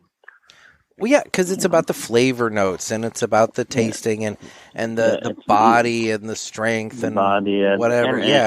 It's about fermentation and aging too, much like cigars. Oh, Jeff. Flavor notes. So, I mean, cigars... I don't have to drive. Yes. I mean, cigarettes is just basically like, let's put a bunch of crap in there to make people addicted to our shitty product. But, Yeah, well, and Jeff and I talk about that a lot, too, that, with cigarettes, it's a very panicked, very, like, rapid smoke. It's an aggressive smoke. It's an aggressive smoke. You're going out, you're burning one down in 10 minutes, and you're going back to work. Whereas a cigar, it's a relaxation method. It's something that you do. Exactly. Yeah. And you guys, you guys deal with deadlines for your paper and stuff, and, like, cigars are meant to, like, slow everything down. So, like, with you guys chasing deadlines, and me with kids, and a busy work schedule, that cigar is like a time for yourself to slow the world down, Amen. And you don't see a cigar smoker in the middle of winter, trying to get a fix out there. It's about slowing time down. It's about appreciating what's around you. It's about just pausing time, giving some relaxation to you, and that's what it's about, and that's the beauty of cigar smoking, and it introduces you to other things too. Like I picked up bird watching and stuff just from relaxing my back deck with a cigar, and appreciating what's around with you and that sort of thing. It forces you to give you some alone time to slow the world down, and everybody needs relaxation, Did you say you post pictures of snakes earlier? I am my hobby. I shouldn't say it's a hobby as much as I am a snake breeder. So Are you really? I am, and it's more of a self-sustaining hobby. In other words, like any money I produce, I put back into the hobby as far as like buying food and stuff. But so what kind of snakes are you breeding? Oh, I go everything from Australian pythons to a lot of North American colubrids, but North American, you guys, colubrids. So it's basically your non-boidates, your non-venomous. So basically, corns, kings, bulls, pines, stuff. Oh, okay. And where you guys are located is actually a hotbed. I'm not that familiar with geography, but there's a county in Illinois called Kankakee. Yes, yeah, it's north of us. I used to live there. Yeah, and that has some of the best bull snakes this country produces. They have, for whatever reason, a very locality specific, really remarkable production of bull snakes that are very just sought after, and I even believe they're protected within Kankakee County as far as collecting stuff. But they're very sought after. They're probably the most locality specific, beautiful bull snake in the country, and that's Kankakee, Illinois. So now, so I'm going to throw this out to you, and I don't know if you've heard us talk about it, but am I talking slow? Yes. Okay.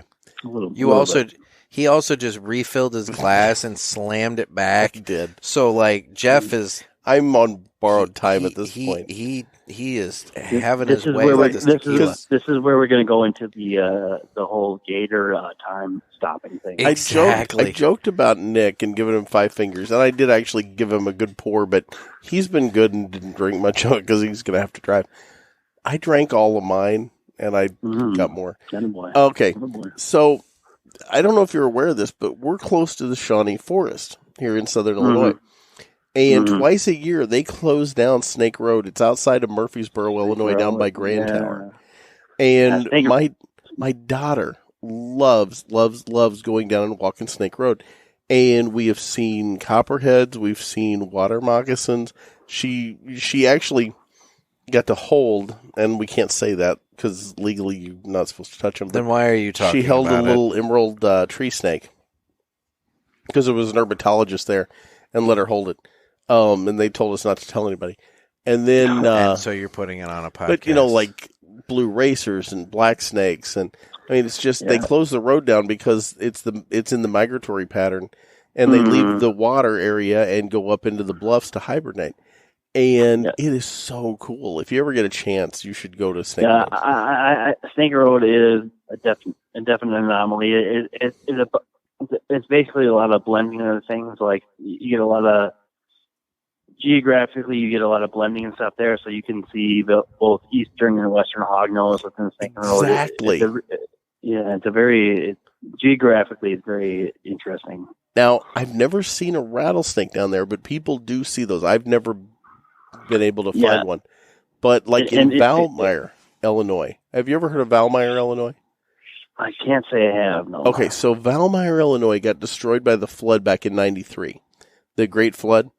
And they literally moved the town up onto the bluff. They moved the town, and now it's New Valmeyer. And when they did that, they built all the houses. Well, come to find out, they built it in the migratory patterns for the rattlesnakes. So people down there have to watch because they'll go out in their backyard, and there will be rattlesnakes migrating from their hibernation area to their breeding area. And they're supposed to leave them alone. I don't know if they always do, but they're supposed to just let them go and not mess with them. But you will have rattlesnakes in your backyard in Valmeyer, Illinois, now that they moved up the bluff. And I've never got to see one, but I want to. We just had a bear here not long ago, too, but that's not a snake. Yeah, I'd be more worried about the bear than the rattle. Yeah, that bear was all over southern Illinois, and people were freaking out. But it was just a bear. And it wasn't you naked? No. But I could be confused because I'm hairy. But it was a bear. And they saw it in Waterloo, Illinois, which is, where I'm at right now recording on the Jerry Tobacco Aladino Mobile Studios on the back of Christian's house.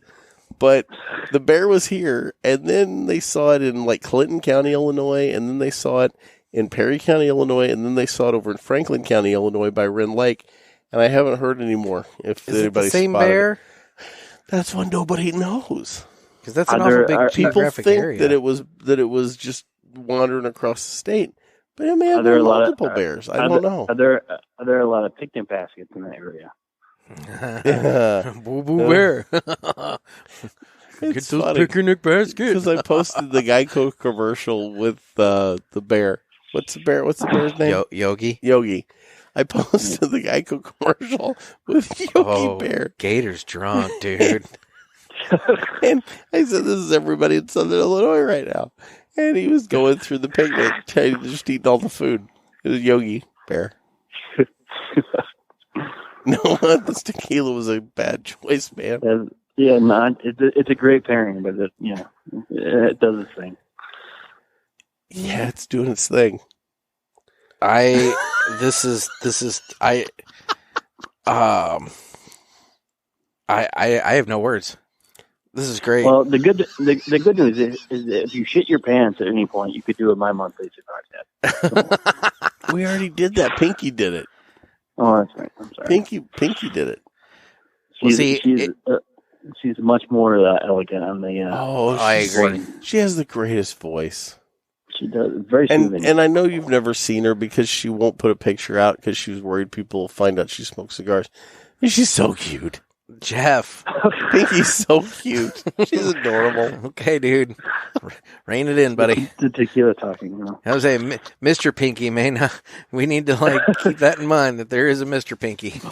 But he knows she's cute. Oh my God, he's opening the bottle for more, dude. He knows she's cute. No, Awaken the Beast. What about MySpace? Is that still a thing? Are we still doing MySpace? I think we need a MySpace page in the worst way because we can put up our songs. I don't think that. What? We can do our songs. Your top 5 songs there? Yeah, we can do our songs. What are your songs there, Jeff? Oh my gosh, dude! This is really good tequila. He's slamming. He's putting this back, man. He just poured it. How much did you just pour yourself there? I don't know how much is this. I had a drink already. About 3 fingers, and you just downed about 3/4 of it with that, and now it's gone. Oh my! It's really smooth. It is very smooth. You know what? I'm not gonna lie to you, brother. I might be drunk. Hey, it's okay. It's okay. It happens to the best of us. I mean, I got done with my cigar and I lit up the tail end of my Perdomo I had this afternoon. I'm smoking that now. Yeah. See, generally, I'll pair with coffee, and in the summer, I'm all about the cold brew and stuff. But I don't like to drink hot stuff and to warm up. But at night, depending on the cigar I have, this particular tequila just blends so well. Like I said earlier, with any spicy cigar, really does. Anything with the Corojo, so the Asylums, the CLEs, the Aladinos, and then even some of the spicier cigars, like me and Nick both like the only at the Nicaragua Reserve. Yes, ones like that. So it just brings out it brings out the spice, really. Yeah, I'm digging it, and I really dug the CLE Corojo. Like I said, great cigar. It was a good cigar. It was a good cigar, Jeff. Good cigar. Oh, Noah. Noah's on the line. He's trash, dude. But look how much of that bottle I drank. Before we sign off, gentlemen, Jerry would like to. Oh God, Jerry's back. Oh, Jerry's back. Yeah, he lives in your crawl space. He's crawling out of the crawl space. He lives in your crawl space, dude. That's weird. He thought the European Solonians that were living there, and now he has inhabited it. But he is back, and he would like to. I think he kidnapped some gypsies. He would like to say goodbye, so I'm going to call him down here. Hi, Jerry. Jerry. Jerry's what's up, gentlemen? And from what I understand, you're a little interesting, as it turns out. Yeah, Jeff. Gator's a little trash here, Jerry. Yeah.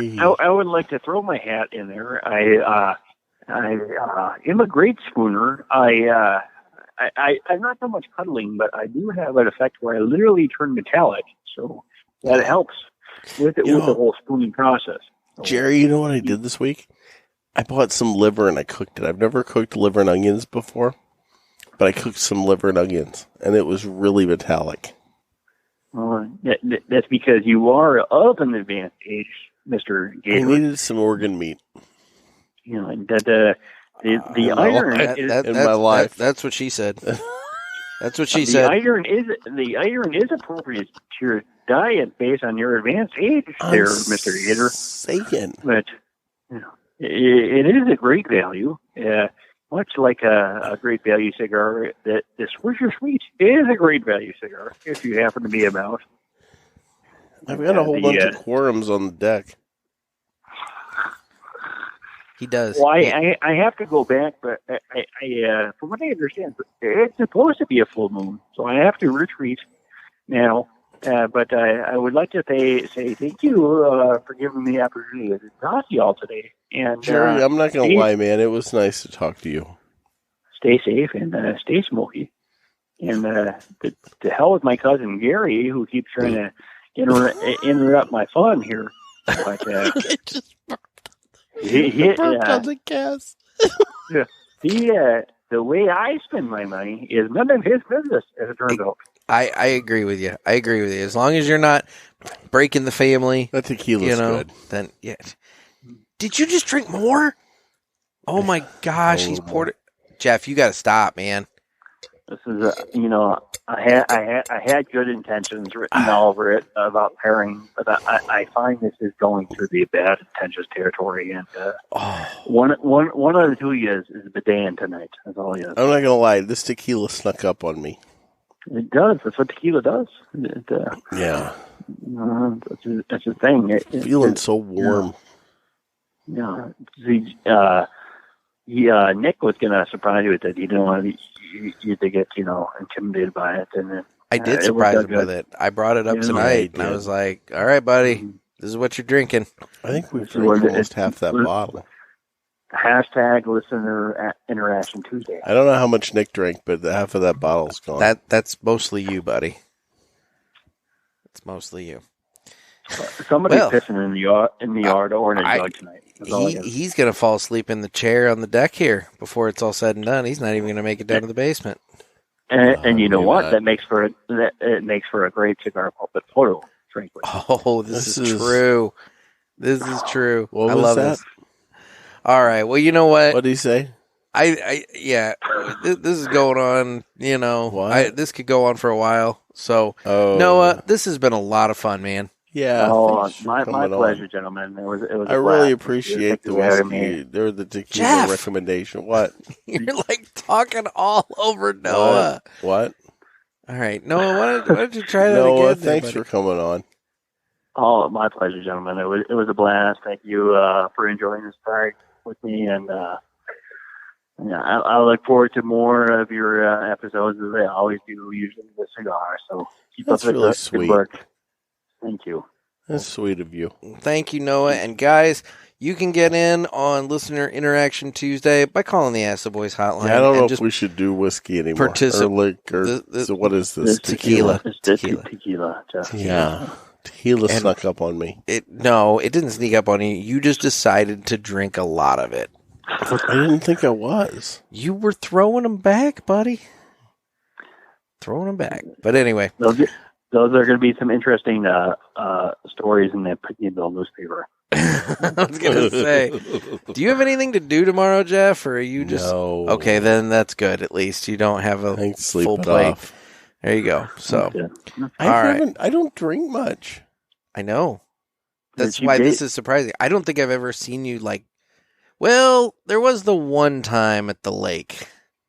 Oh, I was in the window. You were not in the window. There's no such thing as a fucking window. No such thing as a fucking window. No such thing as the window. I was in the window. As you're sitting there drinking out of a mason jar, you're drinking that peach moonshine, which was essentially like Kool-Aid, but whatever. And, but yeah, then you're like, I'm in the window, and, driving to the hotel. I'm like, oh my. It was only a mile. God, this is It was like a mile. So dumb. Anyway. Oh, God. All right. No, I was in the window. The window. He's in that window of he's drank, but he's not drunk enough to not be able to drive yet. So he can drive real It quick. hadn't settled in. I'm fine. But I was going to be drunk. It doesn't make any sense, but whatever. But I'm drunk. I think I'm drunk now. I would say so. Yeah, I think it's time Addie learns how to drive a car. So Exactly. I've taught her how to load my clips for the gun. I did teach her that. Yeah, she is aware of how to. She knows how to load the clips. Load the clips. Yeah. Because I told her there may be an instance where we're having to run and gun, and she's going to have to load the clips for me. I taught her how to do that. That's fair. It's the important skills that your kids need to learn. All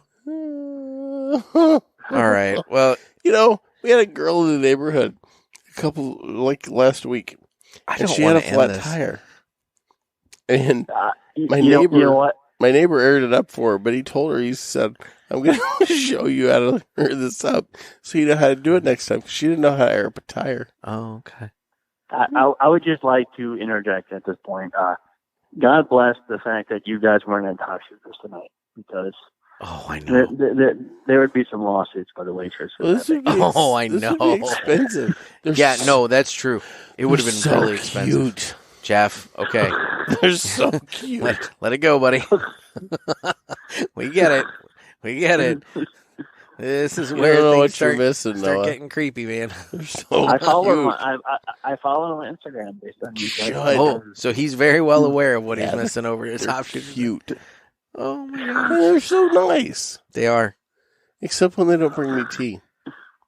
Yeah, that's what I heard. Luckily, you have the cell phone to call them. I had to wait an hour. Yeah, I don't even have the cell phone to call them and ask for tea. I had to wait for an hour for tea. Okay. They finally brought me tea. I was very parched. Oh God, so parched. I'll roll that envelope. All right. Well, you know what? I was so thirsty. We're at the 2-hour mark, and as much as I desperately want the world to encounter more drunk Gator, I think it's time that we go ahead and wrap this up. So, have we done all the stuff? Yeah. Did we do the My Monthly? Yeah. Oh, that's right. Pinky did it. Yeah. What about the socials? Yep. Okay. Did Noah say how to get a hold of him? He did. Okay. So, okay. I think at this point it's time to just say that thank you to Noah. And stay smoky, Noah. And I think it's time. Stay smoky. You stay smoky too, dumb. And I'm smoky. This has been another Perdomo of smoking. Another sermon from the cigar pulpit. I'm Nick. Oh, it's out. I'm Nick. The cigar's out. That's Gator. The cigar went out. And that's Noah on the line. There's my later. Noah, thanks for coming on. Thanks, buddy. Oh, my pleasure. My pleasure. Love you, Noah. Dude. Hey, tell Jerry we said hi. Kristen is gonna love you. I will do that. I will do that. Oh, she's asleep. Kristen's gonna love you for sticking this onto the household. This is fantastic. She's asleep, especially since I get to just leave. Look how pretty my cigar is while I'm lighting it. So, some things getting used as a bidet. It might be a garden hose tonight. It might be the kitchen sink. Give myself an enema. All right. The well, garden guys, hose. Stay safe and stay smoky, everyone. Oh my God! Why'd you drink that much? Oh my.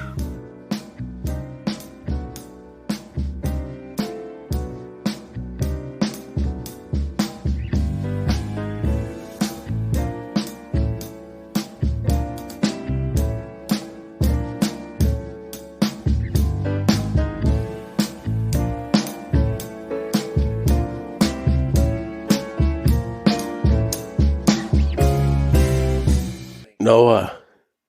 Yes. Noah, I think I drank too much. I think you might have, What is this? So the photographs will prove the evidence if you drank too much. What is this that we drank? This is 1800 Reposado. It was really smooth. It is smooth. It was pairs very smooth. well. No. I think I had too much. You're bidetting in the bathtub tonight, Mr. Jeff. Hell, he's probably sleeping in the bathtub tonight. Hell, I just bidetted my chair. Oh. And that's a wrap.